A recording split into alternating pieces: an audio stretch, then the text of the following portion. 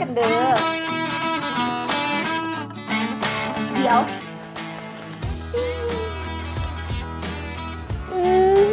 ตายแล้วเอาแท้ว่าเนาะเสน่ห์แห้งหรือเกิดเด้ดอกบอกดอกไม้จากคนหนึ่งโทรศัพท์กับลมอีกคนหนึ่งหมดลูกอัดย้อนหมดเลยที่บอกจะคนแล้วที่รวมอยู่ตอนนี้ฮะกับบุหลายดอก5-6 คนนี่แหละพี่ลึกเนาะคนงามนี่หลายใจเลือกได้อีหลีเว้ย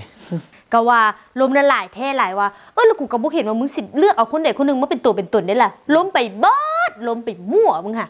โอ้ยก็ล้มไปซะแหละล้มเพื่อเลือกมึงก็ได้สุสิคิดอย่างไรล้มเพื่อเลือกเฮ้ยล้มหลายๆคนนี่เด้อันที่มึงเว้ามานะมันก็เมนความมึงอยู่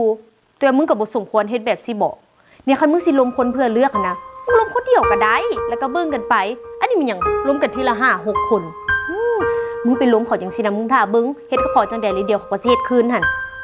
คำว่าสิหวังเจอฮักแท้กันยังเฮ็ดแบบสิอยู่บ่เจอดอกโอ้ยสุก็คิดหลายนะมึงฮู้อยู่บอกว่ามึงกำลังทำลายคุณค่าความเป็นผู้หญิงของตัวมึงเองอยู่เป็นหยังมึงคือว่านั้น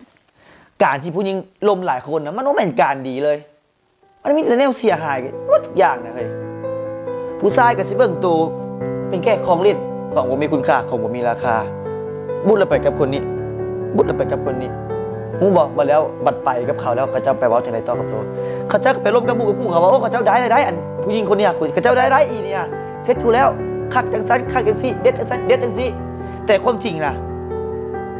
ได้แท้หรือบ่แท้อันนี้บ่มีไผฮู้เพราะว่ามันเป็นเรื่องของคน2 คนสุดท้ายมาไผเสียหายกับผู้หญิงซึ่งผู้ชายคือกับบ่ได้เสียหายอย่างใดก็จะเว้าหยังก็เว้ามีแต่ได้กับได้นะผู้หญิงพุ่นแหละเป็นห่วงที่สุดนะมันก็แม่นความสู่เอาได้เนาะ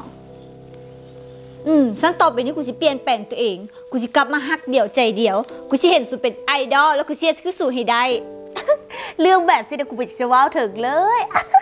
เป็นอย่างมีผู้ชายเขามาหามึงหลายขนาดนั้นเลยว่ะสิมีผู้ใดก็ย้อนว่ามันบ่มีผู้ใดให้แหละมันจึงฮักเดียวใจเดียวนี่ฮะน่ะมันบ่มีทางเลือกทุกบุรีใดที่กูย่างกายแล้วผู้ชายยิ้มใส่นะบุญสุดๆแล้ว